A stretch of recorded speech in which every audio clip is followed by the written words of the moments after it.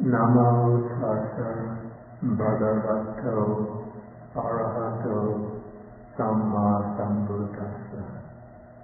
Namo tassa bhagavato arahato samma sambuddhassa. Namo tassa bhagavato arahato samma sambuddhassa. Good morning, everybody.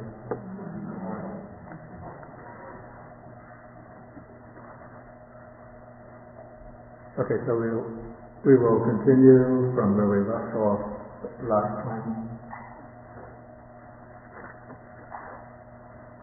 Okay, we have been discussing this is the Chula Patipadopama Sutta, the shorter discourse on the 11th footprint, and we are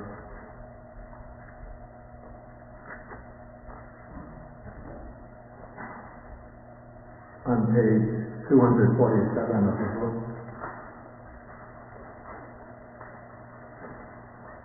Okay, so this sutta is discussing the spiritual progress of the disciple through what's called the gradual training, the step-by-step training. And this is the monastic training, the training that's based on renunciation. And so we follow the earliest stages of the training in moral discipline, the training in contentment, the restraint of the senses, then the practice of clear comprehension, and then in paragraph 17, when the disciple has fulfilled these prerequisites, then he goes to a secluded place, and then he begins to practice meditation and abandon the 5 hindrances. Then when the 5 hindrances are abandoned, then he enters and dwells in the first jhana. This is the first stage of meditative absorption, and that is described in paragraph 19 of the sutta. We went through this in our last class, but now this time I've printed out a table which shows the steps or the factor-by-factor analysis of the jhana. Okay, so each jhana is distinguished by a particular constellation of mental factors, particular groups of mental factors, which are the defining factors of that jhana. So in the sutta, in the formula for the first jhana, first we have the things that are eliminated.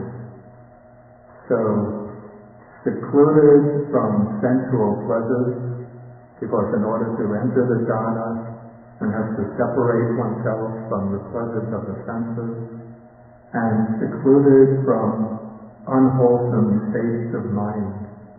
This is above all the 5 hindrances, the 5 mental obstacles of sensual desire, anger and ill will, dullness and drowsiness, restlessness and remorse and doubt. Okay, so having abandoned these 5 hindrances, then one enters and dwells in the first jhana. And what are the factors in that first jhana? First, there are 2 factors called in Pali Vitakka and Vichara. These are translated here not very adequately as thought and examination. Vitakka, which we translate as thought, means the application of the mind to the object. So it's that particular factor of the mind that applies the mind on the object. Or we could say that directs the mind to the object.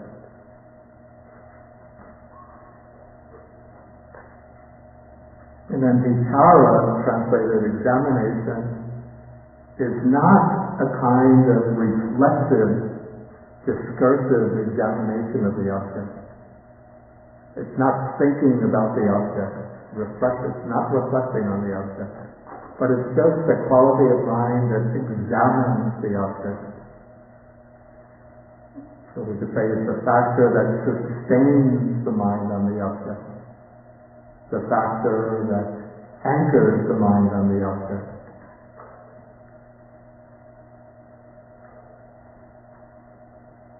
Okay, so we have vitaka and vichara, mental application and examination. And then as the mind, this is in the preliminary stage, before the jhana is reached, as one is continually directing the mind on the object, anchoring the mind on the object, the mind becomes fixed on the object. And as the mind becomes separated from wandering thoughts, restless thoughts, and is able to remain steadily focused on the object, then one starts to experience a kind of joy that one has never experienced before. It's the joy, a pure joy, that comes from the stabilization of the mind. The mind is entered into a kind of clearing in the wilderness. Usually the mind is just roaming, wandering, worrying, planning, remembering, expecting. So it's overwhelmed by so many disturbing thoughts.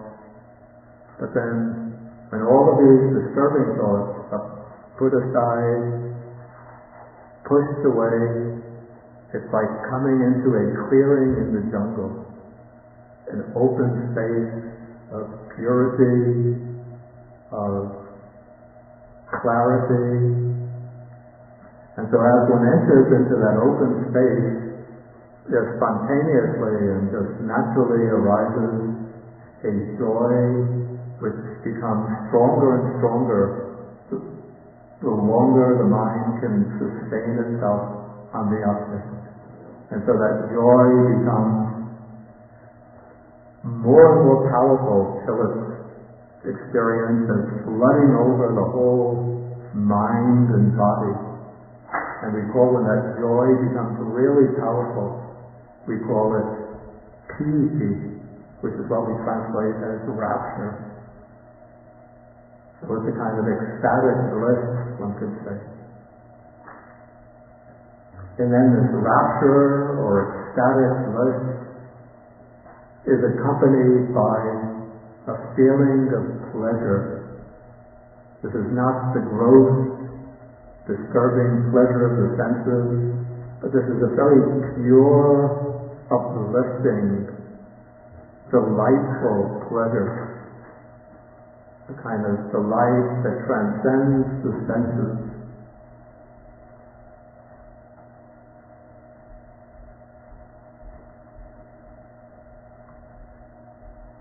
And as the mind is focusing on the object more and more, then it's becoming collected on the object.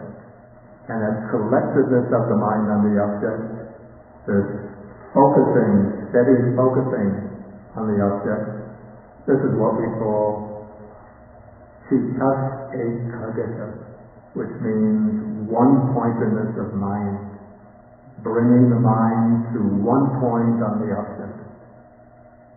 Okay, so these factors are arising already in the preparatory stage, before one actually enters the jhana. But as these 5 factors become strengthened, then they push the hindrances and the unwholesome states away. And they create this powerful mass of pure bliss and rapture and pleasure that is steadily focused on the object. And when that focusing on the object becomes unshakable, powerful, then it is what we call the first jhana. And then to give some indication of what this jhana is like, in another sutta which I've included here, the Buddha gives a simile. This is on page 251 in paragraph 15.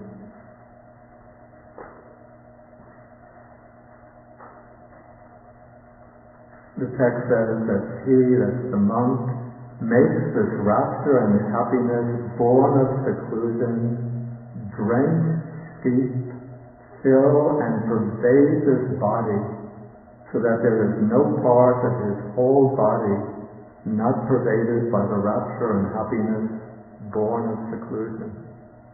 So this rapture and happiness is extended throughout the whole body.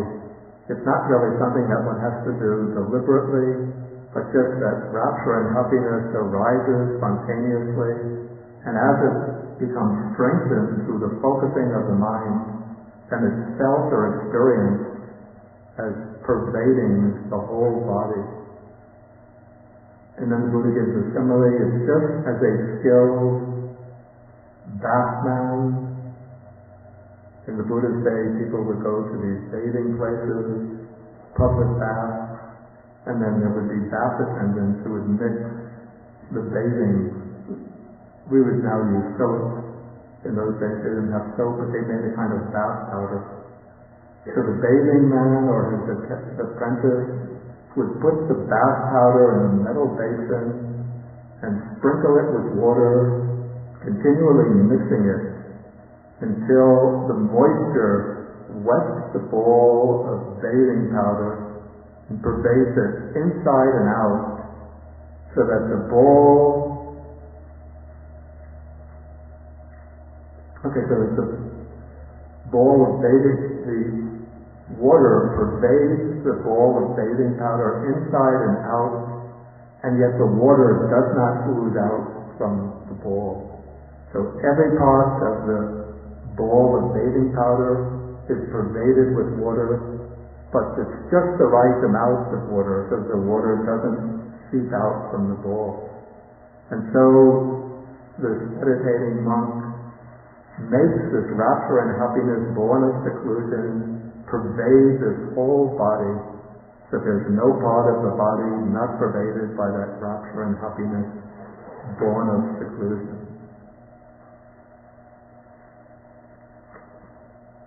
Okay, so then the Buddha now says, if you remember, we're speaking about, so the Buddha's been using the simile of tracking an elephant in the forest.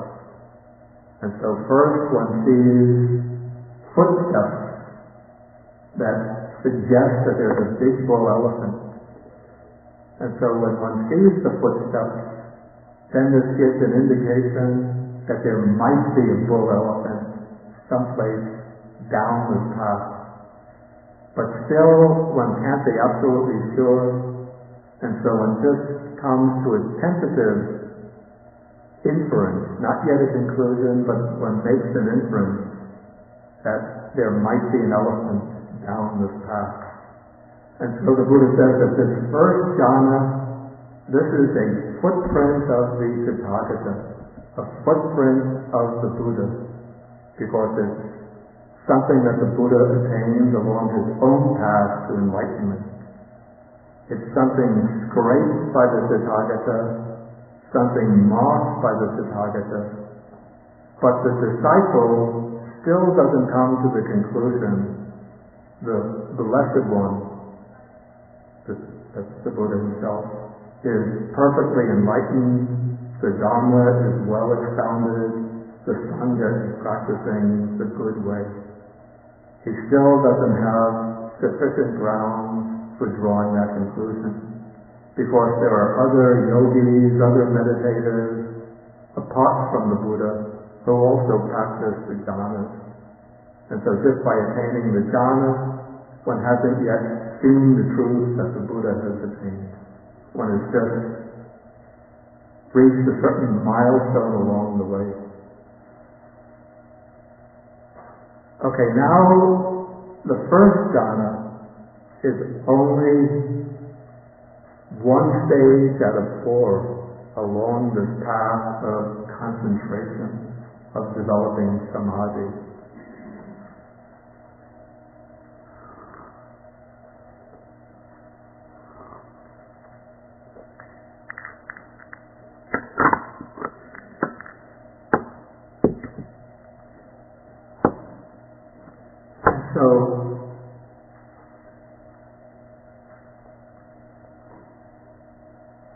Actually, you see, in order to go to gain insight and even enlightenment, it's not necessary to go through all 4 jhanas. But the Buddha himself, in his quest for enlightenment, achieved all 4 jhanas and then based the development of wisdom on the 4 jhanas. And here the Buddha is describing the path that's going to be taken by an arahant who gains all 4 jhanas, and then based on these 4 jhanas, gains the 3 higher knowledges. These are the same knowledges that the Buddha himself achieved on the night of his enlightenment. Okay, so the Buddha now is going to describe all 4 jhanas. And so after achieving the first jhana, this disciple is going to pass on to the next jhana. And the way to do this is not actually explained systematically in the sutras, but we find that the commentaries offer the method to advance from one jhana to the next. Okay, after gaining the first jhana, one doesn't go immediately to try to attain the second jhana. But first, one has to master the first jhana. This means that one has to attain it frequently, and one has to attain it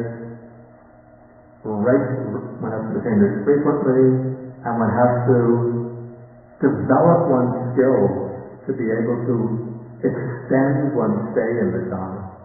So when one first attains the jhana, it might just be very briefly, just for a few moments. Then one falls out of the jhana.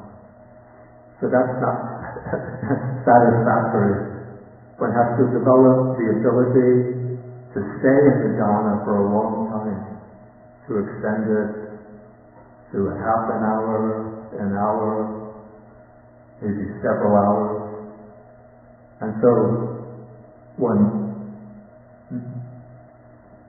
develops this ability to sustain the jhana for a longer period of time, and then to sustain it for precisely the amount of time one wants to remain in it. And so if one wants to stay in a jhana for 1 hour, one doesn't have to set this little alarm that will go off beep, beep, beep after 1 hour. But one could just keep one's clock by the side. One makes a determination, I'm going to stay in this jhana for 1 hour, and then just exactly when 1 hour goes by, one comes out of it.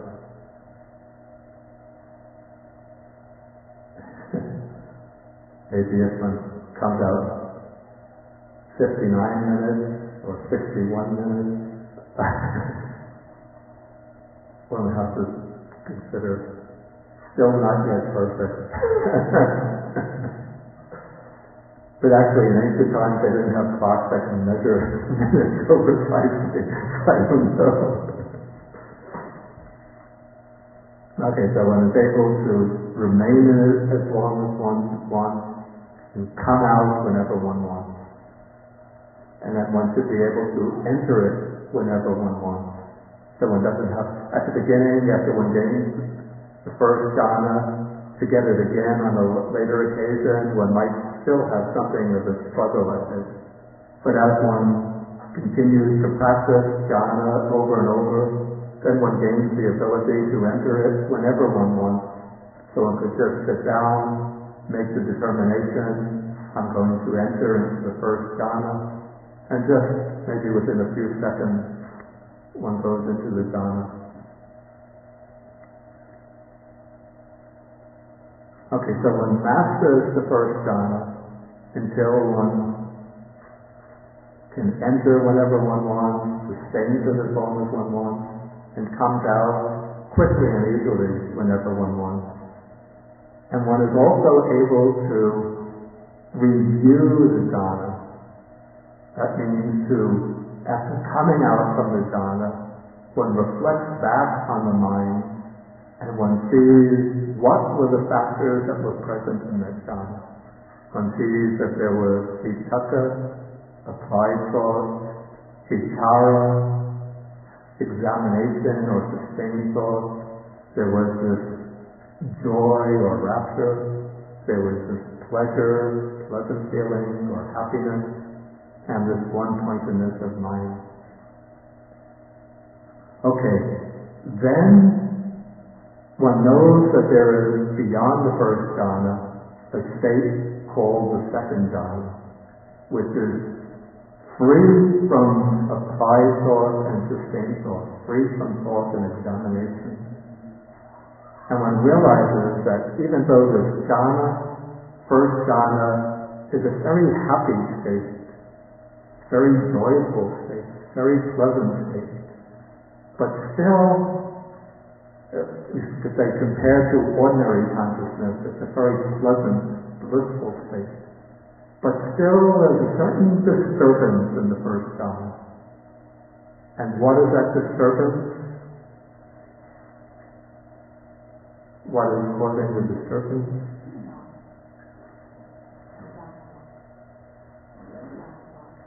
Only applied thought? Right.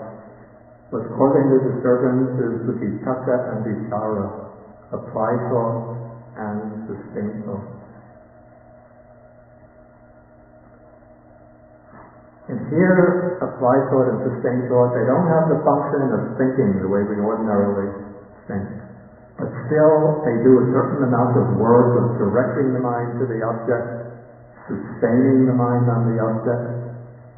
And so that work is something of an effort which disturbs the mind. And one considers that the Buddha speaks about a state beyond the first jhana called the second jhana, in which there's no applied thought and sustained thought, no vitakka and vichara. That state should be more excellent, more sublime than the first jhana. Okay, so then one goes on practicing the meditation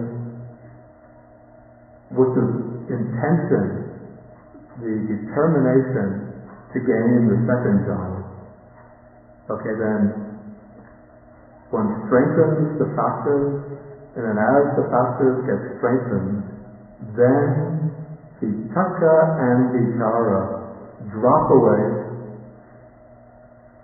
Here we're in paragraph 20. Again, with the subsiding of thought and examination, vitakka and vichara, upastama, they subside, they settle down. He enters and dwells in the second jhana, which has internal confidence. I think that's not a good translation. I'll come back to that. Which has internal confidence and unification of mind without vitakka and vichara, without thought and examination. And it has rapture and happiness born of concentration.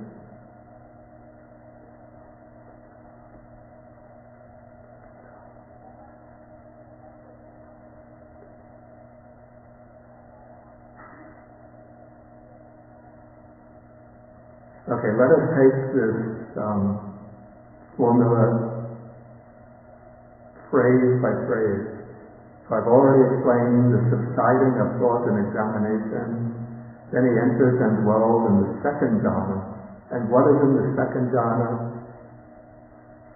We have first a quality is called Ajjatam sampasadhanam. Here I translated this internal confidence, but I said I don't think this is so satisfactory. That the word confidence suggests something like being confident, being forward, being self-assured, right? But that is not what's meant here by sampasadhanam. The word sampasadhanam is based on the verb sidati. Sidati means, literally it means to sit down. And then from this we can add a prefix pa. So when we have pasidati, sometimes it gives the sense of trust, placing trust, having confidence in somebody, but it also suggests the idea of settling down, becoming still, becoming quiet. And then the prefix sam just reinforces this idea. It gives a sense of fullness. So we have here a full settling down. So now I translate this internal plasticity. It's like a lake when the wind stops blowing. The waves on the surface of the lake settle down. The surface of the lake becomes smooth and calm. Okay, so this is the idea being suggested. The idea of a peacefulness, a stillness for plasticity. Do you know the word plasticity? It's not so common. We have the word placid, somebody who is calm. We say that's a placid person. Okay, so there's internal placidity, and then tesaso ekodi bhava. That's what's translated unification of mind. Because now, in this state, the mind has become more unified. Because now there's no disturbing influence of vitakka and vichara, thought and examination. So the mind is solidly unified on its object.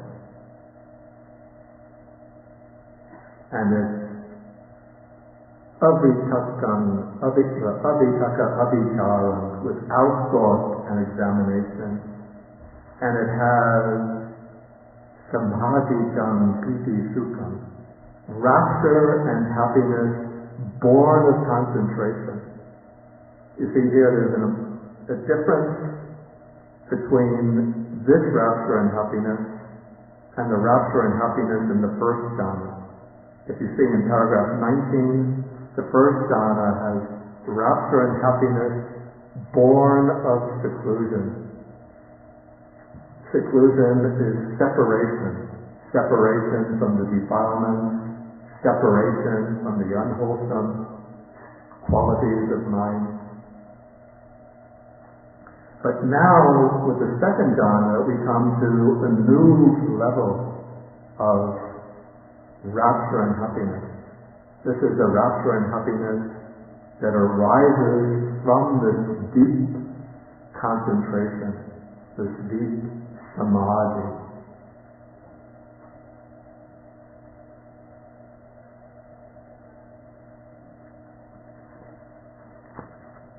And then we have a beautiful simile for this. Again on page 251. In paragraph 16. Now the yogi, the meditator, he takes this rapture and happiness born of concentration and he extends it throughout the whole body, so that there's no part of this whole body that's not pervaded by that rapture and happiness born of concentration. Then comes the simile. It's just as if there were a lake whose waters welled up from below. There must be some kind of spring beneath the lake. and there's no water flowing into it from any kind of river or stream, from any of the four directions.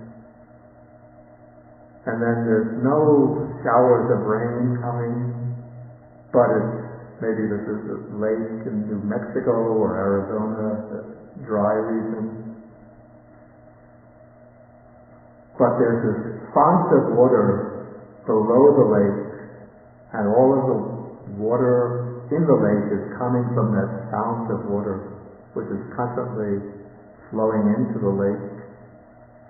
Okay, and so the cool fount of water welling up in the lake would make that cool water drench, steep, fill, and pervade the lake, and so there would be no part of the whole lake that's not pervaded by this cool water. And so it's as if this rapture and happiness is swelling up from a font deep within the mind, and then it's flowing out through the mind, pervading the whole body, so that even from the tips, from the top of the head to the soles of the feet, to the fingers of the hand, everything is pervaded by this rapture and happiness. Okay, and so when one reaches this state, the Buddha says, this too, O Brahman, is called a footprint of the Tathagata, because the Buddha has achieved and mastered the second jhana.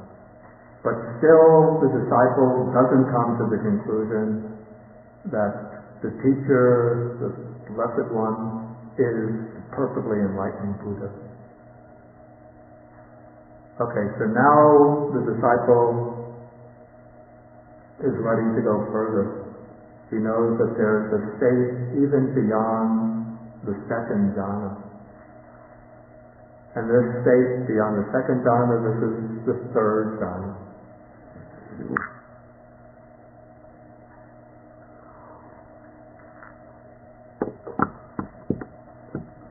And how does the third jhana arise? Okay, in the first and second jhana, we have two mental qualities which have been joined together. These two qualities are piti and sukha, that is, rapture and pleasure, or rapture and happiness. And the two are very closely associated. So whenever there is rapture, whenever there's joy as the kind of mental pleasure, mental happiness is joy, there's also this feeling of pleasure, this pleasant feeling. This is sukha, what we call happiness, pleasure or happiness. Okay, so these two are very closely connected. However, this joy or rapture, even in the second jhana, is still something of a disturbance, because bound up with this joy, there's a certain element of excitement. It's not perfectly calm, or we could say there's a certain exhilaration or a certain ebullience or jubilation bound up with joy. Whenever, say, you get some good news, maybe if you get a promotion at your job or a raise in your salary, then you feel joy, right? And so the joy makes you happy. But if you examine that joy, you see that something of a disturbance, something with even a little bit of an agitation tied up with that joy. Okay, so in the second jhana, there's no agitation, no restlessness. It's a very calm, peaceful state. But still, that joy or rapture is leaning a little bit in the direction of agitation, excitement, ebullience. And so if one could just show that joy to the door, throw it out the window, and keep the pleasure, keep that happiness, that would be a much more enjoyable state, a much more blissful state. And one knows, because we have heard it from the Buddha, that there is a state called the third jhana, in which joy is abandoned, joy is eliminated, but pleasure and happiness remain. Pleasure or happiness remains. Okay, so now, after mastering the second jhana, the yogi wants to make the effort to gain the third jhana.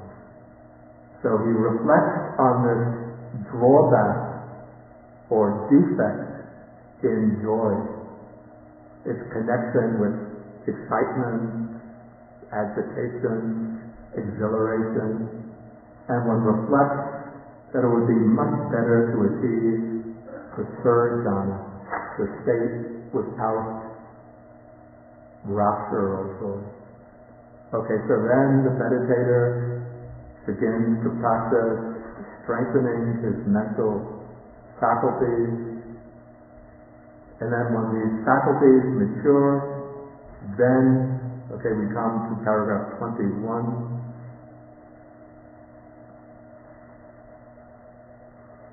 Again, with the fading away as well of rapture, he dwells equanimous, or he dwells in equanimity, and mindful and clearly comprehending, he experiences happiness or pleasure with the body.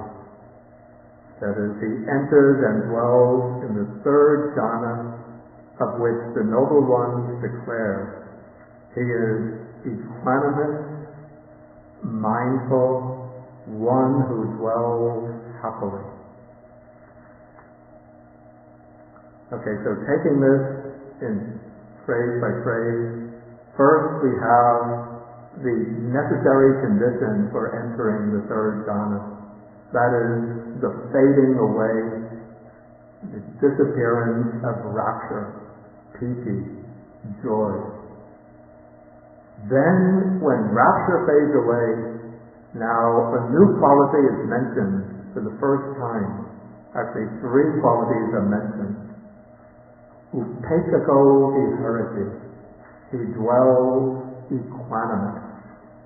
So here we have the new quality mentioned is upekka.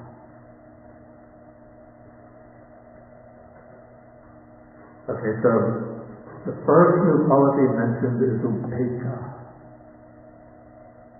And we can consider that what prevents this upekka, this equanimity from manifesting, is the joy or rapture of the first and second jhana. Actually, according to the Abhidhamma, there's some equanimity already in the first and second jhana, but it's not yet visible, it's not yet manifest. Maybe we could compare this a little bit to a cloudy day, a cloudy full moon day, so that somebody asks, is there a moon in the sky? One could say, yes, of course there's a moon in the sky. But one could just, if you look in the direction of the moon, you could just faintly see a dim ball of light. But that ball of light is not yet so clear, it's all covered up by clouds, and so it's rather dim. So that's like the equanimity in the first and second jhana. So we could say one wet layer of clouds is vitakka and vichara, thought and examination. The second layer of clouds is joy. And the joy or rapture is especially obstructive to equanimity because the joy is something that one becomes attached to. And so when one gives up that attachment, then the joy fades away. Okay, so that is like the second layer of clouds blowing away. There's still a third layer of clouds which we haven't yet come to. It's like a thin layer of clouds which is still obstructing the full moon, but still when the first two layers of clouds blow away, one can now see the ball of the moon much more distinctly. And so when somebody asks whether it's a full moon night, you have no hesitation of saying yes. You can see the fullness of the moon, even though there's still some mist or light clouds covering it up. Okay, so one dwells in equanimity, the upekkha, and one has mindfulness and clear comprehension. Again, mindfulness and clear comprehension are necessary in all of the jhanas, but they have been covered up by vitakka and vichara of the first jhana and by the joy of the second jhana. But when they go away, when they vanish, then the mindfulness and clear comprehension, their function becomes much more prominent. And so they are mentioned in the third jhana. And then he experiences kayena sukha patisamvedi. He experiences happiness or pleasure of the body. Okay, so this is the pleasure of the first of the third jhana, which is now felt so tangibly that it is as if one is experiencing it with the body. So then he enters and dwells in the third jhana. Okay, and then this is described by a simile. We have the simile on page 252.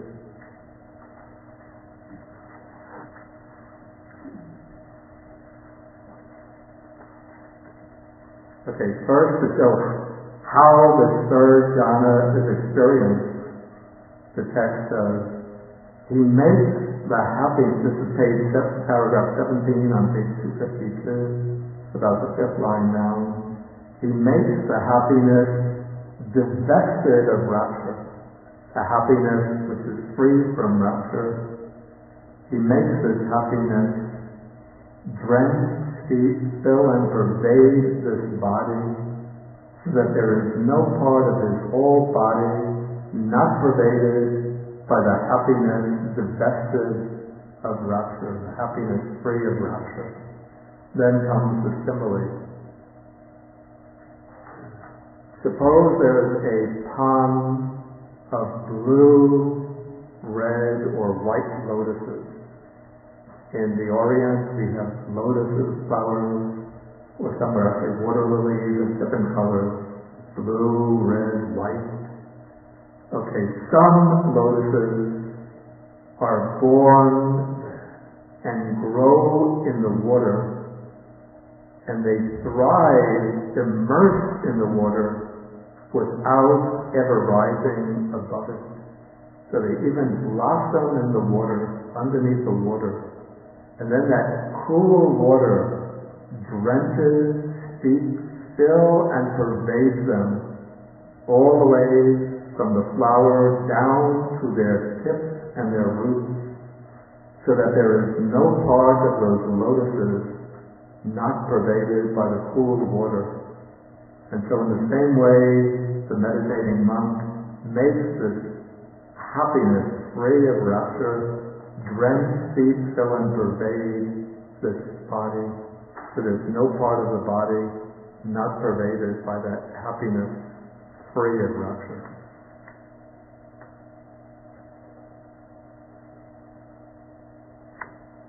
Okay, so now after attaining the third jhana, the meditator, the monk, still does it. This third jhana is also called the footprint of the Tathagata, but the disciple still doesn't come to the conclusion the teacher, the Buddha, is perfectly enlightened. Okay, so now we've detected 3 footprints of the Buddha. Now we have to come to the 4th.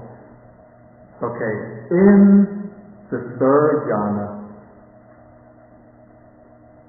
the distinctive feeling is one of pleasure. That's what is translated here as happiness. It's a pleasant feeling. And the Buddha's texts speak about 3 kinds of feeling: painful feeling, pleasant feeling, and feeling that is neither painful nor pleasant, the dukkha sukha vedana, the feeling which is neither pleasant nor painful. And of these 3, generally the one which is superior is the feeling that's neither pleasant nor painful. This is a feeling of a kind of neutrality, of calmness, of peacefulness. So it's a more peaceful feeling than pleasant feeling. And because there is this peaceful feeling, which is neither pleasant nor painful, there is a state of samadhi, a state of concentration in which the pleasant feeling of the third jhana is replaced by the feeling which is neither pleasant nor painful. And that state is called the 4th jhana. And so the meditator who wants to achieve the 4th jhana first has to master the third jhana in the way I explained, so that he can enter it, remain in it, emerge from it whenever he wants. He can examine its factors and see how it's constituted of these various mental components. Okay, then he has to reflect on the fact that pleasant feeling has a downward flow on the mind. Even this very refined pleasant feeling of the third jhana is a little bit leaning on the side of attachment. It's something to which one could become attached. And it's a little bit, because one could become attached to it, it also has its shadow, which is the anxiety of losing that pleasant feeling. And so one reflects that if I could achieve this 4th jhana, in which there's no pleasant feeling, but rather this very refined, very subtle, neither pleasant nor painful feeling, then that would be a more sublime, a more excellent, a more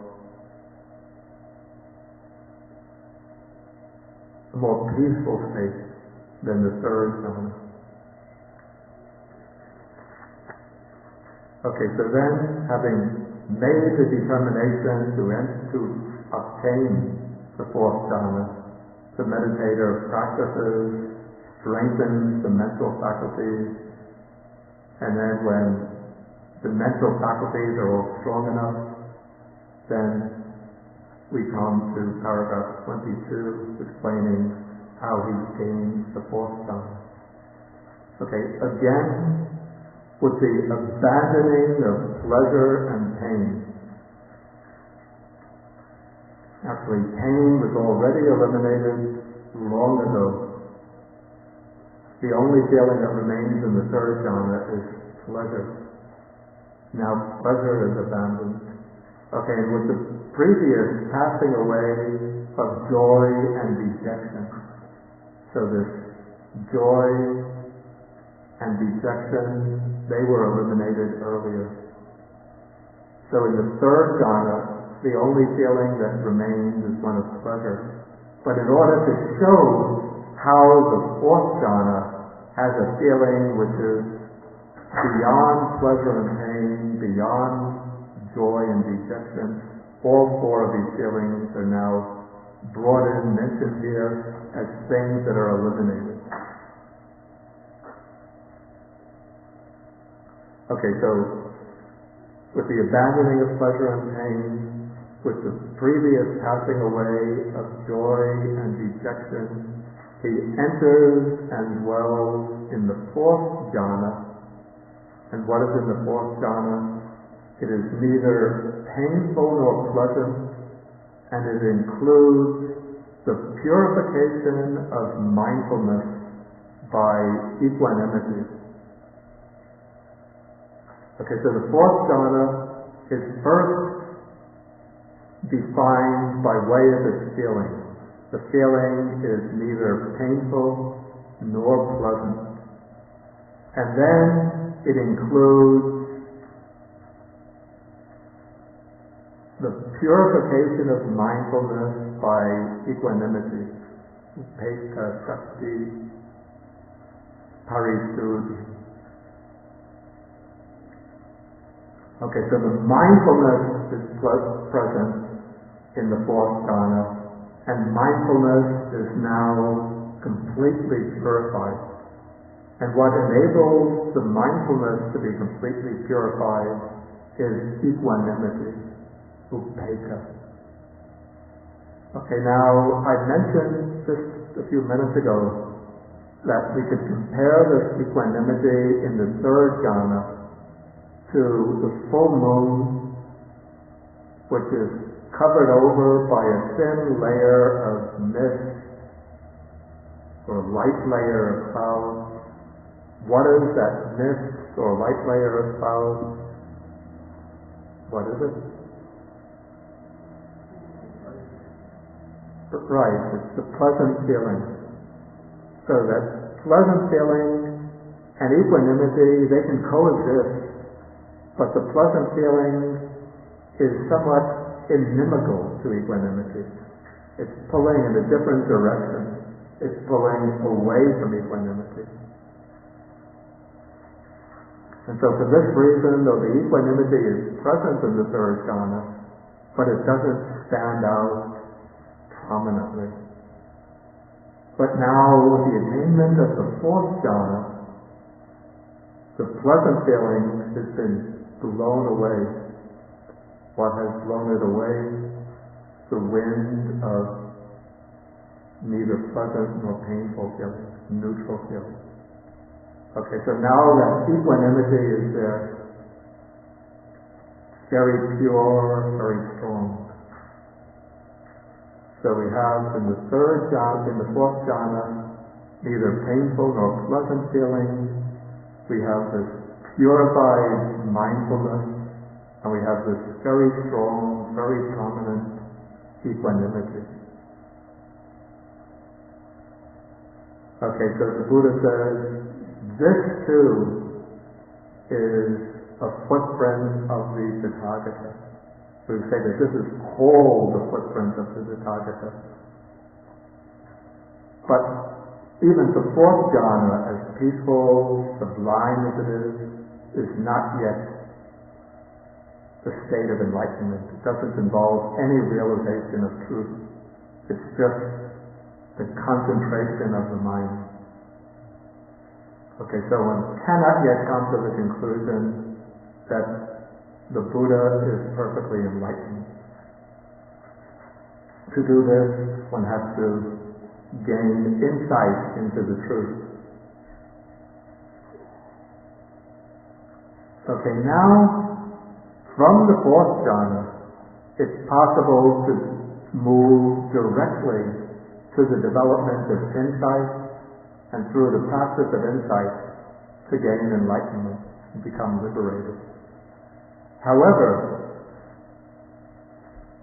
the Buddha himself, on the night of his enlightenment, gained 3 higher knowledges: the recollection of his past births, past lives, the divine eye, that is the ability to see the arising and passing away of living beings, their death and rebirth.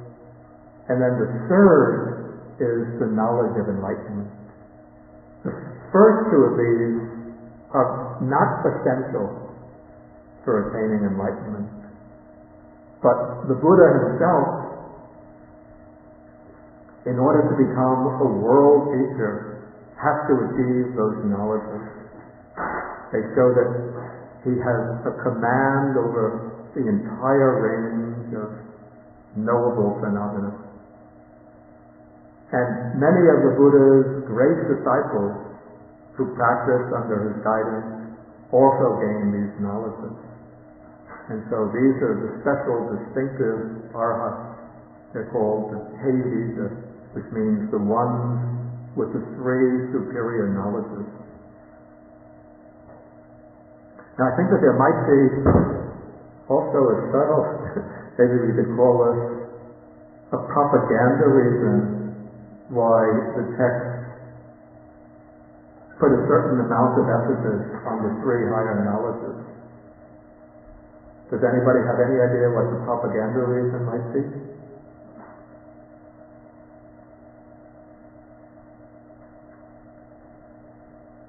You have to know a little bit about Indian history in the time of the Buddha.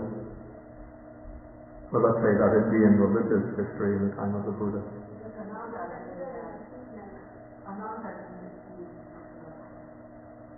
Well, Ananda didn't deceive them. Whether he did or not, that I'm not so sure. But that's not the reason. The reason why the Buddha would emphasize these three knowledges, or the text would emphasize three knowledges. Yes, please, in the back. From what I understand, is still today we have considered they give a lot of importance on whether you're able to achieve anything supernatural or not.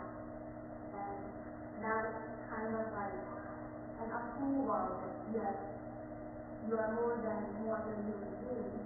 Okay, this is a very good guess, a very good answer. The answer is that even in India today, there's a lot of emphasis on being able to exhibit like super normal types of knowledge. And so if some of the yogis outside of Buddhism have these abilities, and the Buddha disciples say, well, we have enlightenment, but we don't know our past lives, we can't see the passing away and death of others. People would say, how can you claim enlightenment if you don't have these knowledges? That's a good answer. It's not the answer I was thinking of. Does it have something to do with what Buddha has seen life? No.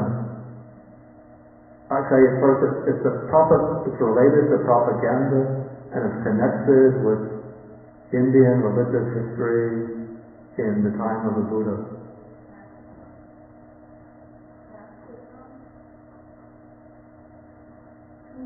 The caste system.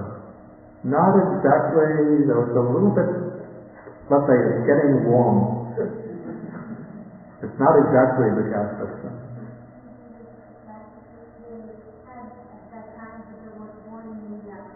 Yes.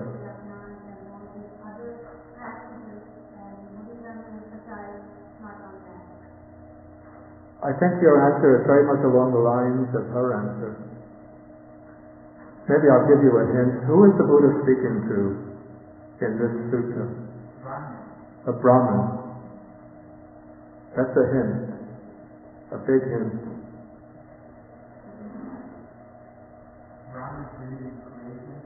No, I mean that might be true, but that's not the reason why three knowledges are emphasized.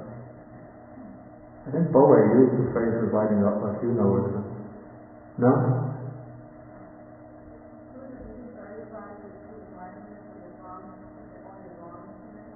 The Brahmin what?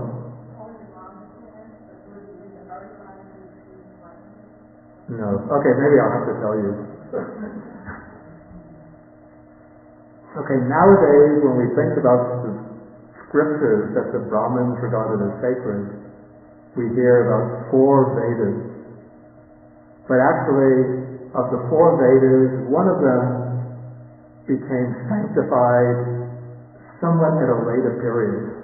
Maybe during the Buddha's time there was even a division, a difference of opinion amongst the Brahmins, whether to accept the fourth collection as sacred. And so most of the mainstream Brahmanism regarded as sacred three Vedas. And a Brahmin who learned the three Vedas was called a in Pali would have been called a Bija Brahmin, one who masters the three Vedas. The Brahmin scriptures, sacred collections, were called the Vedas. The word Veda is based on the Sanskrit word Vidya. Vidya means sacred knowledge. And in Pali, Vidya would be Bija. And so Bija is also a kind of sacred knowledge in Buddhism.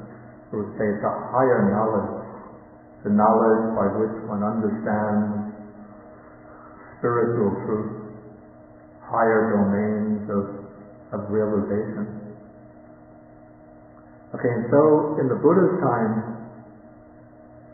a Brahmin who has mastered the three Vedas would be called a Bija Brahmin. And so sometimes we find, I think this occurs in the Anguttara Nikaya, perhaps in Samyutta Nikaya too, a few short sutras where the Buddha is in a dialogue with the Brahmin, and the Brahmin claims, I am a Bija, one who's a master of the three Vedas. Then the Buddha asks, in what sense are you a Bija? And then he'll say, well, I know the Rig Veda, the Sama Veda, the Yajur Veda. I know these three Vedas together with all of their grammatical analysis, their verses, the meters, their philosophy. I've mastered all of this. Then the Buddha will say, I don't deny that somebody who has mastered the three Vedas can be called a Bija, one with the three knowledges. But this is not the meaning of Bija in the training, the discipline of the noble ones.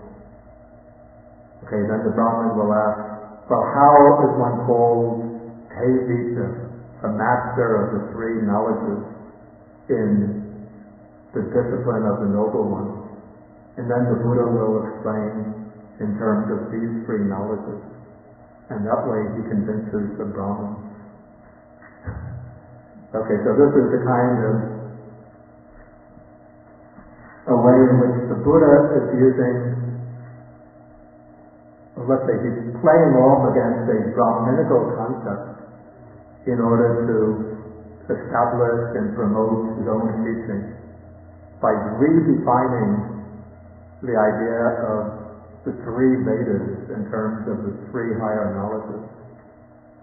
In fact, even the Buddha took over the very word Brahmana itself, Brahman. According to the Brahmins, one is a Brahmin by birth, by being born into the Brahmin social class. If one has mother and father who are Brahmins, then one is a Brahmin. But the Buddha says, this is not the way we understand the word Brahmin in my teaching. In my teaching, the Brahmin is the one who has mastered his mind, eliminated the defilements, gained the superior wisdom, and gained liberation from birth and death. And so the Buddha would sometimes point even to people from the lower caste, even to the outcasts from the social system, the Indian social system, and say, this one is a Brahmin. Then the Orthodox Brahmins are shocked. How can you call him a Brahmin? He used to be a garbage collector. He's not a Brahmin, he's an outcast. But the Buddha would say, he is the real Brahmin. because he's free from all defilements, free from ignorance. His mind is illuminated by the light of wisdom. So that is the real Brahman. Okay, so now we come to the three higher knowledges. Okay, so these three higher knowledges are based upon the fourth jhana. Sometimes people can gain them without the fourth jhana, but the fourth jhana is sort of the stable, secure foundation for gaining these higher knowledges. And so here we're in paragraph 23. When his mind is thus concentrated, purified, bright, unblemished, rid of defilements, malleable, wieldy, steady, and attained to imperturbability. Those are all the qualities that come with the mastery of the fourth jhana. Then he directs his mind to knowledge of the recollection of past lives. Okay, the way this is explained, we don't actually find in the sutras an explanation of the method to develop this knowledge. But the commentary, particularly Visuddhimagga, gives a methodical explanation of how this is done. I haven't succeeded, so don't ask me whether I've actually done this. But okay, to gain the knowledge of one past life, first past life, what one does after gaining the fourth jhana, okay, one sits in the fourth jhana, makes the mind very clear, pure, steady. Then one has to emerge from the fourth jhana, but still keeping the mind in this steady, bright, imperturbable condition. And then one starts to recollect the events immediately preceding your meditation. You go back, maybe I came into my meditation room, sat down on the cushion, then one goes back, what happened before that? Maybe I was reading a book in the library, goes back, what did I do earlier today? What did I do yesterday? What did I do last week? And so one starts going through earlier events of one's recent past, then one starts directing the mind back by months, then by years. Of course, one can't be recollecting everything. That would be too much. It would take too much time. So one starts skipping over intervals till one could recollect events going back, say, to one's youth or adolescence. If one comes to a block where one can't remember anything further, again, one goes back into the fourth jhana, stays in it for some time, comes out, and starts recollecting again. Then one goes back further and further till one is recollecting one's childhood, one's infancy. Then one gets all the way back right to the time of one's birth. Okay, then one usually comes to something of a barrier. One has to go back into the fourth jhana, remain there for some time. One comes out, again one starts recollecting, till it pushes the mind back beyond birth to the time as a fetus in the womb. One is recollecting the time in the womb just before birth, then one pushes the mind back further. Again, whenever the mind becomes cloudy, one goes into the fourth jhana, softens the mind, comes out, pushes back further, until one comes to a stone wall. What is that stone wall? The moment of conception in the womb. So that is a big barrier. So then one has to go back into the fourth jhana, make the mind really strong and soft, and start with determination, pushing against that stone wall. Let me recollect beyond conception, beyond conception. And as one goes pushing with the mind, at some point that stone wall collapses, and the mind is back to one's previous life. Okay, then one recollects the previous life, till one gets to one's birth, one's conception in that life. Then again, another stone wall. One makes the mind sharper and sharper, stronger and stronger, keeps on pushing, then that wall collapses, and one is back to life. And I assume that after one gains some experience in this, the skill develops so that one could go back 3, 4, 5 births without so much difficulty as the first 1 or 2 recollections. Okay, so in this case, the Buddha is going to be describing a really accomplished disciple. So one who recollects 1 birth, 2, 3, 4, 5 births, 10, 20, 30, 40, 50, 100, 1,000, 100,000. Okay, then beyond the 100,000 births, one starts recollecting in terms of aeon.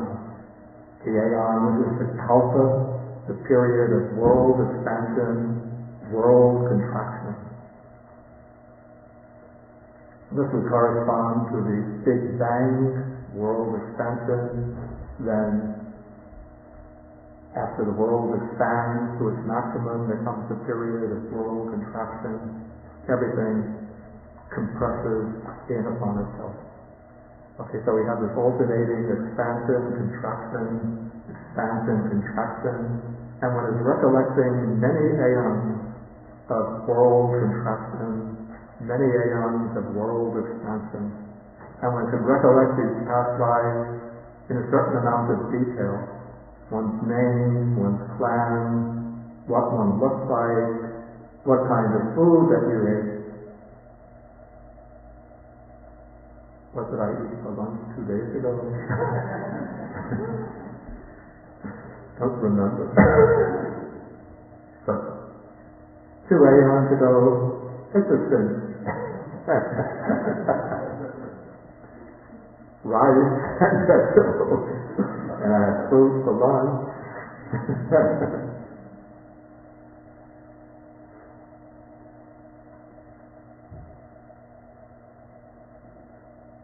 And minty for my evening drink. Okay, so one recollects one's food, one's experience of pleasure and pain, and the length of one's life, whether one had a long life, short life. One recollects one's death, one's rebirth elsewhere, again with the same details. Okay, then there's a simile for this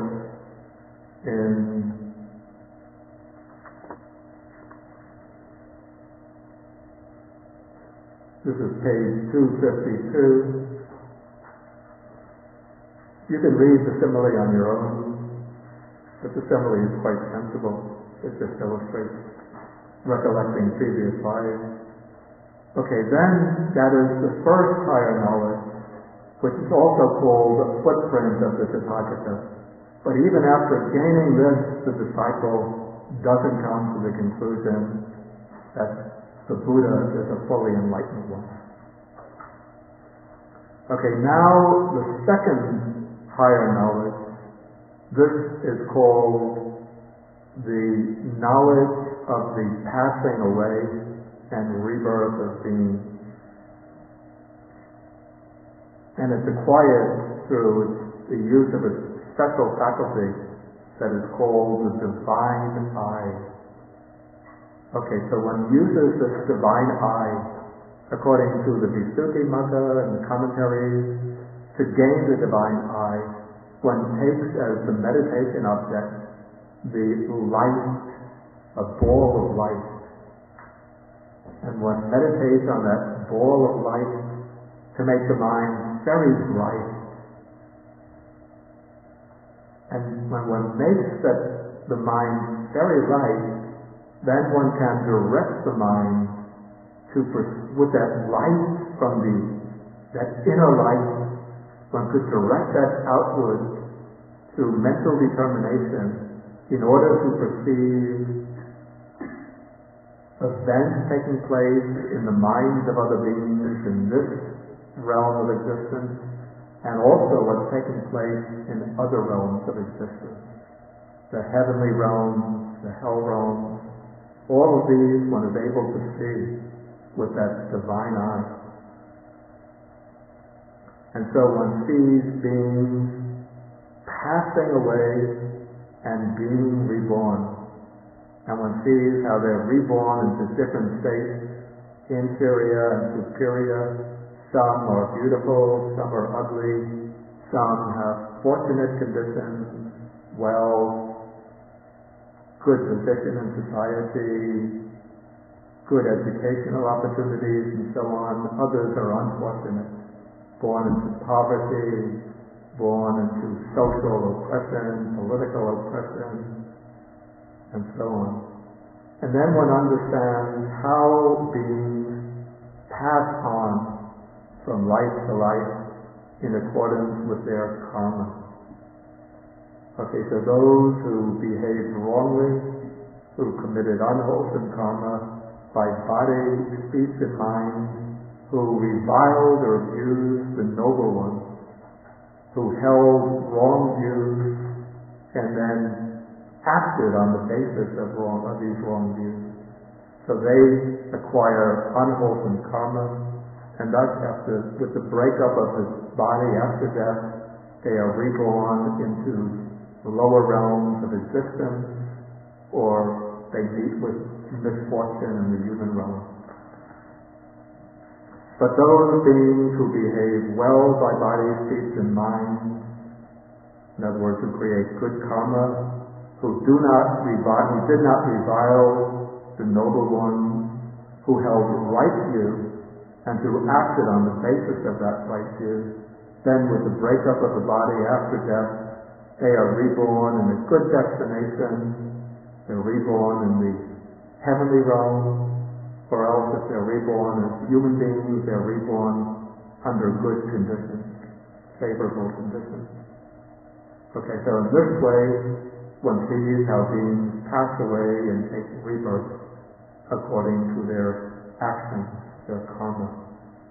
Okay, so then the Buddha says, this too, O Brahman, is called the footprint of the Tathagata, but still the noble disciple doesn't come to the conclusion that the Blessed One, the Buddha, is perfectly enlightened. Okay, so that is the second higher knowledge. And now we're going to come to the third higher knowledge. This is the knowledge which brings liberation, which destroys all of the bonds and the fetters and brings liberation. Okay, but it's presented very, very precisely. It doesn't explain the step-by-step process of cultivation, but it just compresses everything into a very concise formula.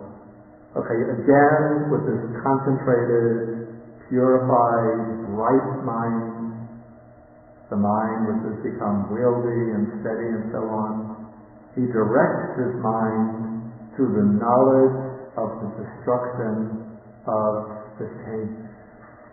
I don't actually like the translation taints. I just followed Venerable Nyanamoli in this.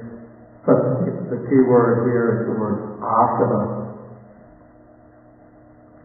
Okay, so what is called the knowledge of the destruction of the taints. Okay, in Pali this is asava kaya jnana. Jnana is knowledge, kaya is destruction or elimination, and the key word is asava. The word asava, it comes from the root su, the su, which means to flow. And then gives a direction to the flow. Some say it means out, and so they translate it outflows. Others say suggests an inward direction, flowing in. So others translate inflows, or I like actually influx, that which flows in.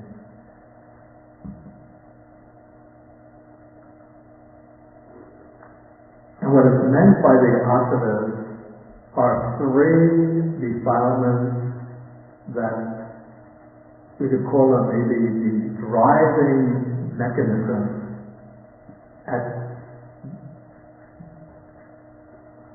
maybe call it the driving forces that turn the wheel of samsara.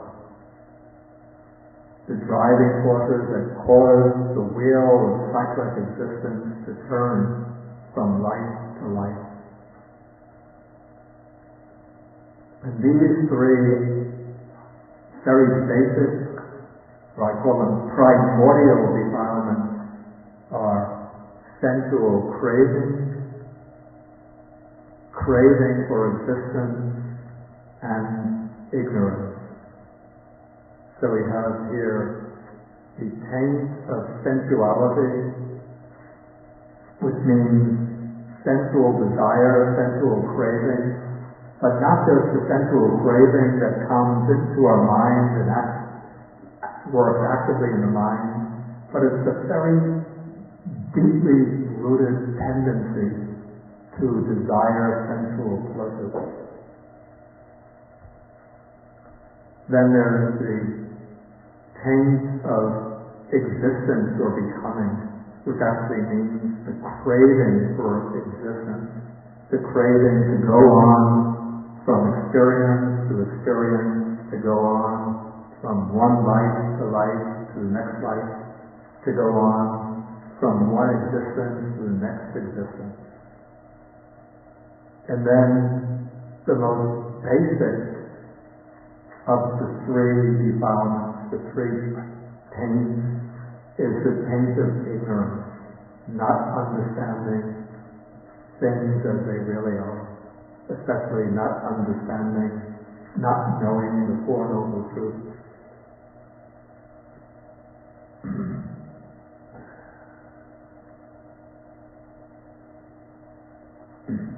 Okay, so to gain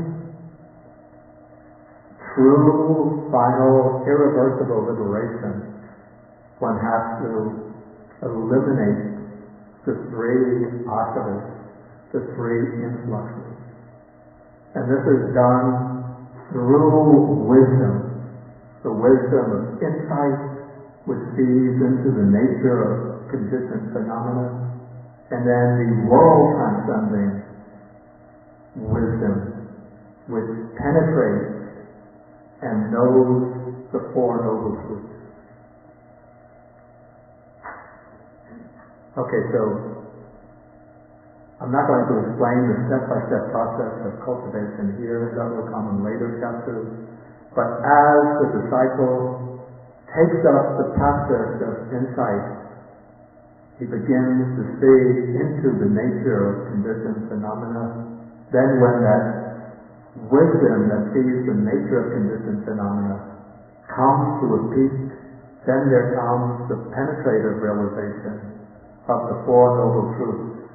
One knows that it really is, this is suffering, this is the origin of suffering, this is the cessation of suffering, this is the way leading to the cessation of suffering.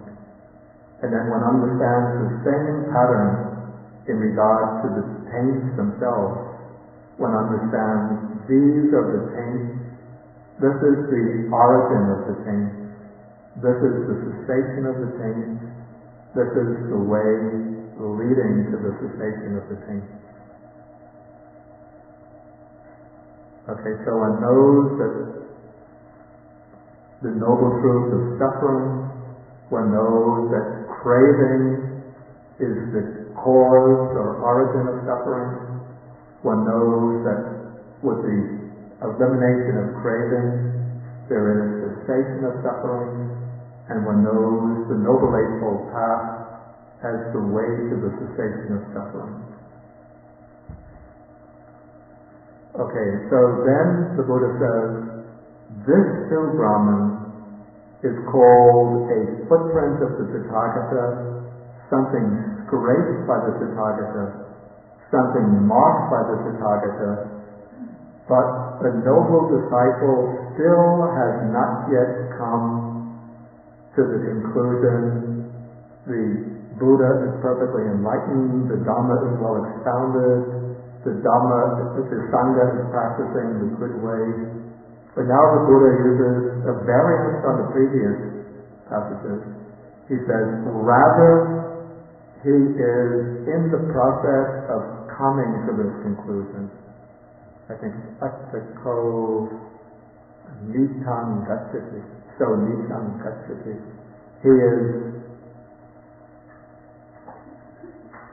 He cannot yet draw this conclusion, but now he has the knowledge that's leading him to the conclusion.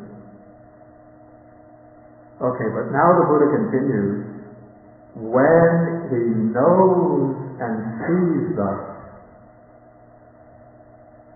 then his mind is liberated from the taint of sensual desire. His mind is liberated from the taint of craving for existence. His mind is liberated from the taint of ignorance. And when it is liberated, there comes the knowledge it is liberated. When the mind is freed completely from all these defilements, one looks back on it and sees it's liberated. Then one understands birth is destroyed, the process of rebirth is ended, the spiritual life has been completely lived and fulfilled, what had to be done has been done, there is no more coming back to any state of being. There's no more taking of another existence in samsara.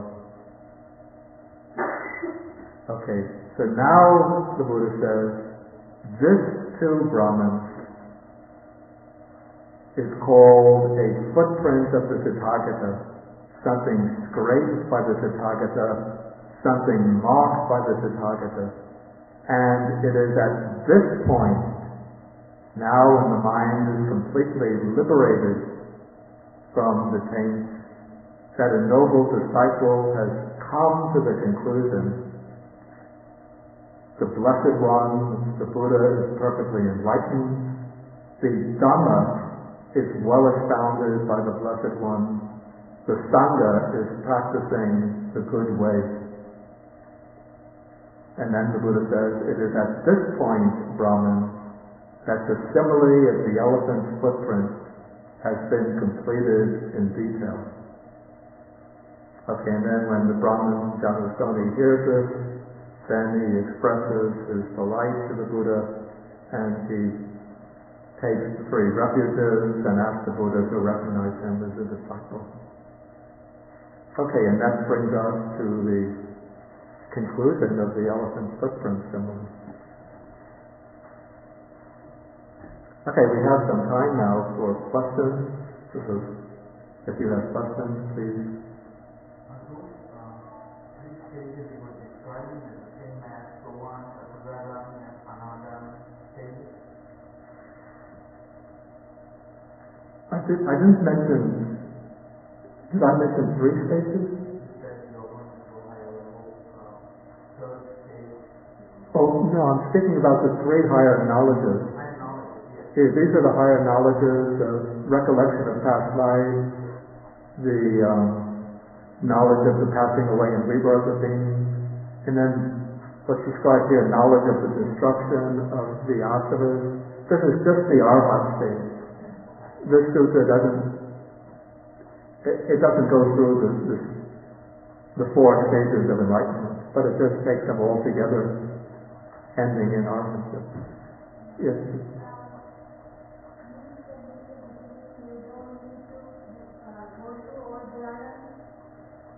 Yeah, it's good. There was another microphone for people asking questions. Maybe we should pass that around.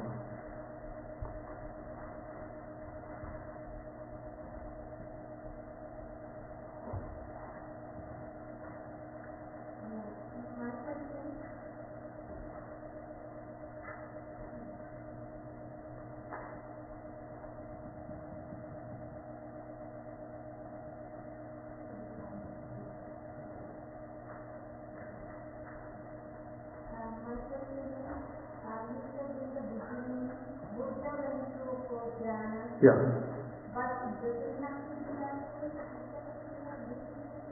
Okay, yes, I said that the Buddha went through 4 jhanas, but it doesn't have to be that way. Is that the case?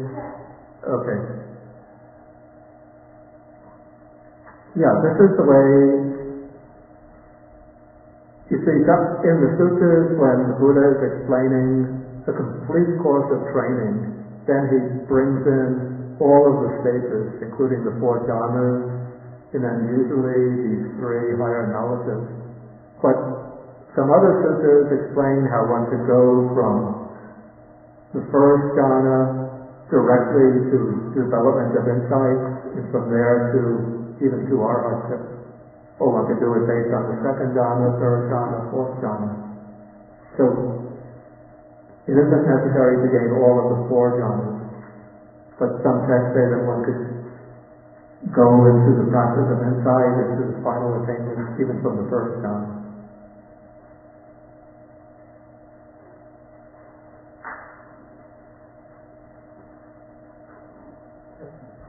Okay, let's Suki there. The recording should stop or start on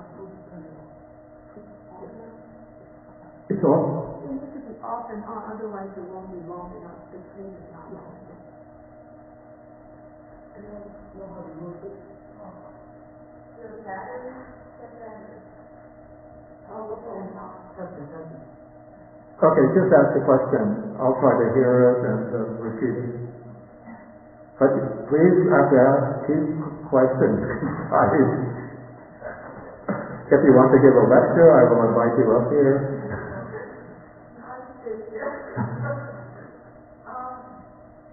Could you explain the difference of in the first jhana, the 15 thoughts, and the 1 consciousness of mind?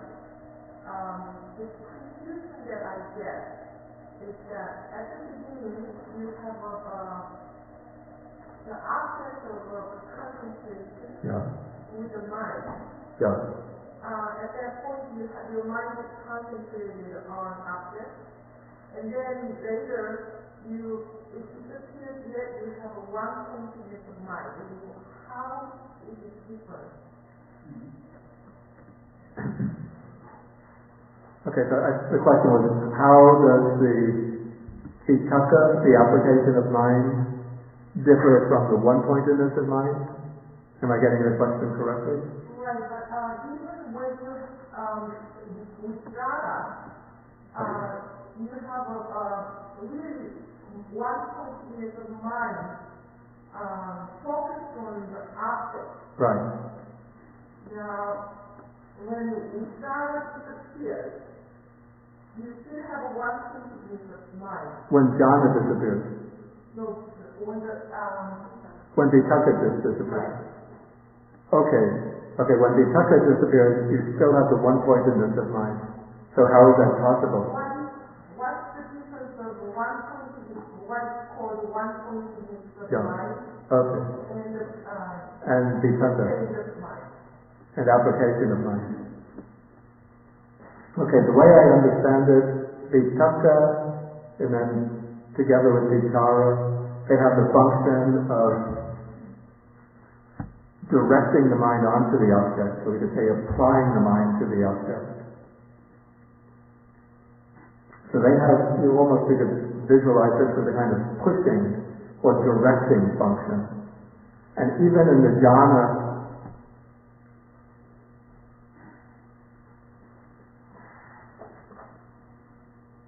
even in the jhana, they still have goes much lighter in the jhana, but still a function of directing the mind onto the object, of pushing the mind onto the object, and vichara has the function of anchoring the mind onto the object. Okay, the one-pointedness of mind, this is the factor by which the mind is taking exclusively this object and remaining solely upon this object, not going to any other object.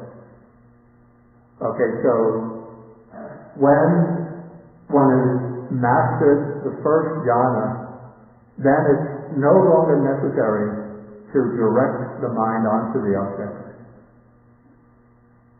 and no longer necessary to have a special factor with the function of anchoring the mind onto the object. Because one has mastered the first jhana, those functions occur automatically.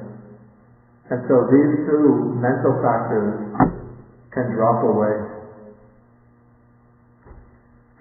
Once before going into the jhana, once one has directed the mind onto the object, then the mind goes onto the object and vitakka and vichara drop away. But the mind still has one object and remains undistractedly fixed upon that object. And that is the one-pointedness of mind. Okay, so that is the explanation.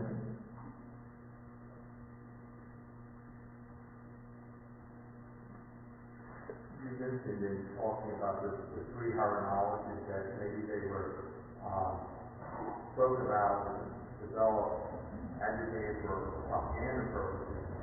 I'm just wondering, that's right. I would say propagational purposes. Oh, propagational purposes. Okay, maybe you could even call it a little bit of propaganda. Okay, the distinction matters to my question. I did think you said propaganda before, suggesting that Buddha and his disciples really wanted to promote his teaching. So, assuming the word propaganda is correct, I was wondering if that applies especially to the first and second higher knowledges, and whether or not they were propaganda. I mean, I'm asking this question as a Western. What do I make of this? First higher knowledge that the Buddha could go back into his life for eons. Just sort of difficult to accept for me. To be trying to square this with neurophysiology now, and that, and brain's not developed, and appears, and trying to square all of this. How is that even possible? Now I'm coming at this from within a Western context. Okay, how is it possible? Maybe phrase your question more precisely. Okay, sure. To be able to do that would imply a complete disassociation between consciousness and the material body. Okay. And I guess the lesson that's hard to embrace. I wonder if you had some comment on that any further. I mean, even looking within a given lifespan and looking at it or tracing it back to its moment of conception is at odds necessarily with contemporary science. Is there any way to square that? I would think not. Okay. Is there any way then, let's say, because contemporary science shows us a close connection between mental processes and physiological processes, and that mental processes are dependent upon a particular neurophysiological apparatus, and when one switches from life to life and acquires a different neurophysiological apparatus, how is it possible to recollect events that took place in the earlier lifetime? Is that the question? That is it. I think you can find that within a given lifespan, and also say, how could one recollect the period of time when one was an embryo? Or a very early developing fetus.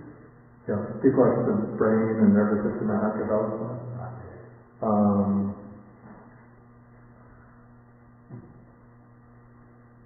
First, what I would say is that one has to be careful about what conclusions one draws. One has to be very cautious about labeling certain conclusions as being scientific or established by science. Okay, what science shows is that there is a very close correlation between mental processes and physiological processes. To jump from that to the conclusion that all mental processes are absolutely dependent upon physiological processes, and that transferring from one physiological apparatus to another negates the possibility of recollection, that is going beyond the evidence of science to draw a conclusion which is based upon a metaphysical dogma, which is that all mental processes are invariably dependent upon a particular neurophysiological apparatus.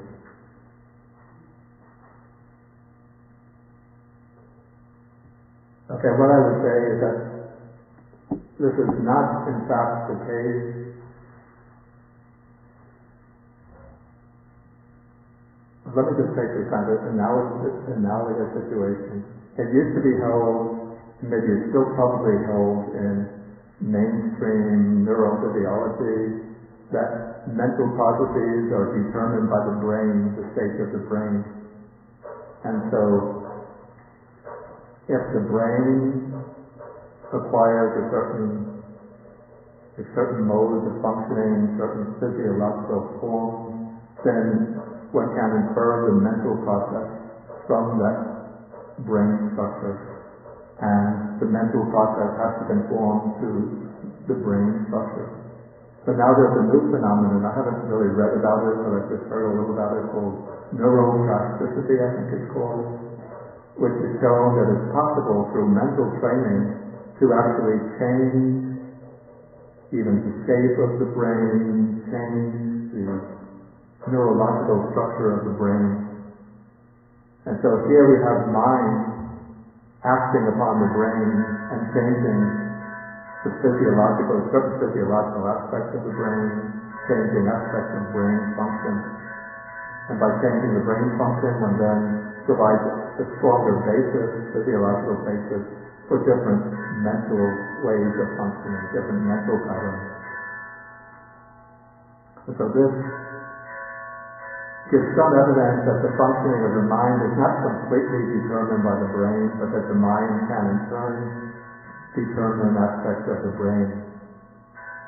Okay, this is something which is still pretty clear.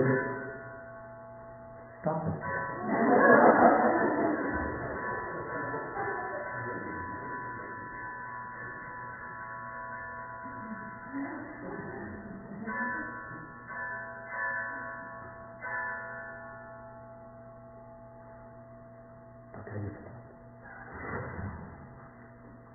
Okay, that is something which is still within the realm of empirical investigation and validation.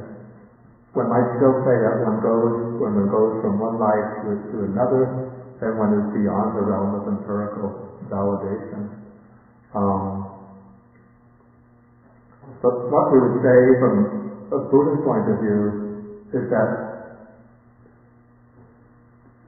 the mind, as we know it, functions independent upon a particular physiological apparatus, but the mind is not inseparably bound to that particular physiological apparatus, but rather we say that mind comes over into the new life, comes from previous existences, and that the mind is drawn towards a particular mode of rebirth by virtue of its karma, or the karma within that mental stream. So it's the past karma that directs the mind stream of the deceased person to a particular physical organism which is common to beings, which will become the new person.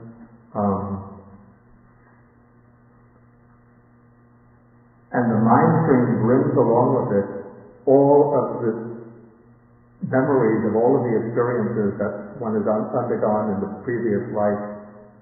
Okay, once the new life begins and the being begins to unfold, those memories usually remain below the threshold of awareness. So one is not able to remember what has happened in previous life. There seems to be a protective reason for this, because if one didn't have this oblivion to what happened in past lives, one would be just overwhelmed by memories and couldn't function effectively. So we could say almost that it's a kind of biological necessity, that the records of memories of past lives are suppressed, held in a state of oblivion. But according to Buddhism, all of those memories are still potentially available. And by developing the mind up to a particular level of the deep samadhi, one is able to open up this storehouse of memories and bring them up to the level of consciousness.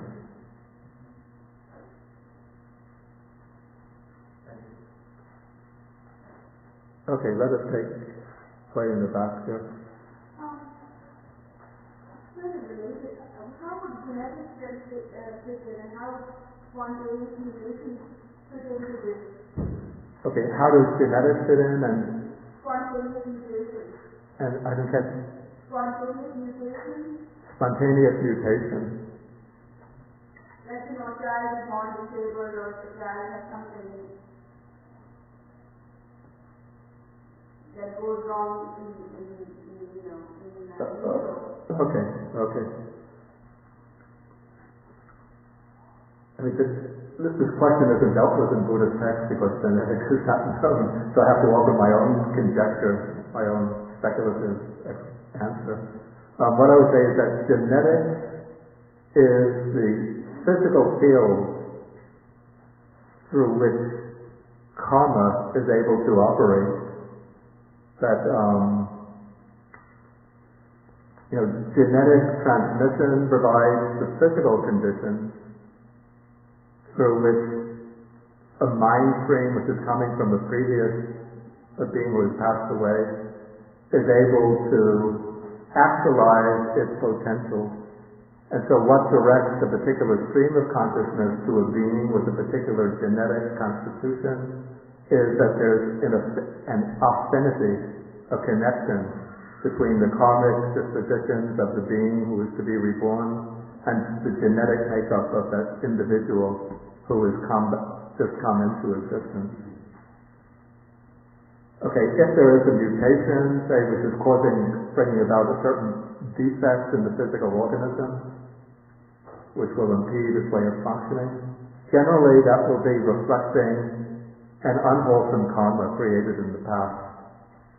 If that defect creates some suffering for the newborn being, some disability, we could trace that to an unwholesome karma.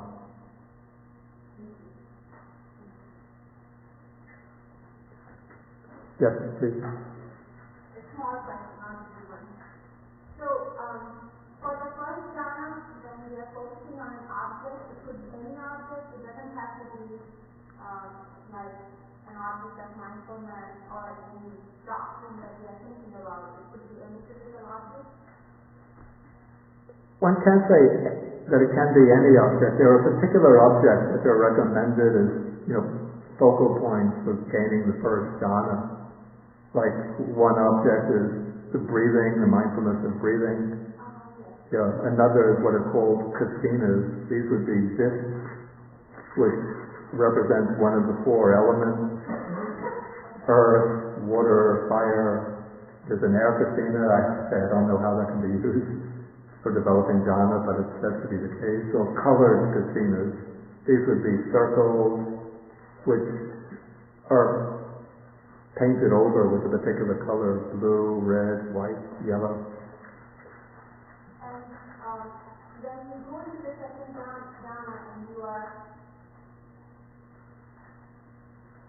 your focus is that state a state of thoughtlessness? There are no thoughts in the mind, just the concentration? Yeah, in the jhana there's no thinking the way we ordinarily know of thinking. Thoughts arising and passing away, thinking about this, thinking about that. Now the jhana, even though I use this word thought for vitakka, but it's not thinking about something the way we ordinarily know of it. But vitakka there has the function simply of directing the mind onto the object or applying the mind onto the object. Okay, thank you. And this is not just theoretical, somebody actually works on it and then brings it down. Say again?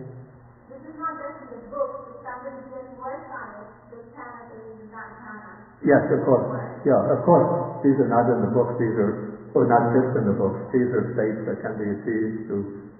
Generally, it has to be very diligent, very strenuous process, and it's not to be done quickly. It usually takes a long time. Okay, we'll take one question, and we'll have to end. How does concentration lead to insight? This is a question I'm not going to deal with at this point, but that will be what we take in this next chapter and the chapter after that. That's a big question in itself. Okay, so now we'll end the class, the main part of the class, but I will go for the lunch there. If you want, I think you can also go for lunch. And then I'll come back here at 12 o'clock, and we'll have a half an hour question and answer period.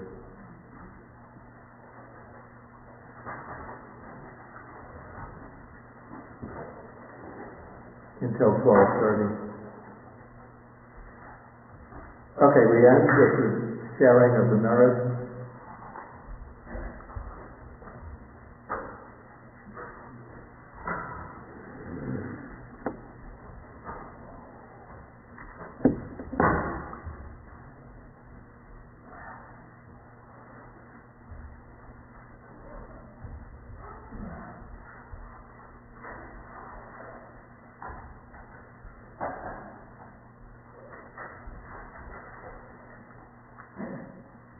Okay, we end with sharing of the merit. So by speaking on the Dhamma, listening to the Dhamma, we gain a certain accumulation of wholesome, meritorious karma. And so we share this merit with the deities or devas, the nagas or dragon spirits, the bhutas, the fear spirits, asking them to rejoice in this merit, to protect the Dhamma, to protect the world, to protect ourselves and others. Akasata Bhumata Deva Naga Mahedika Punyantam Anumoditva Shivam Vakantu Sasanam.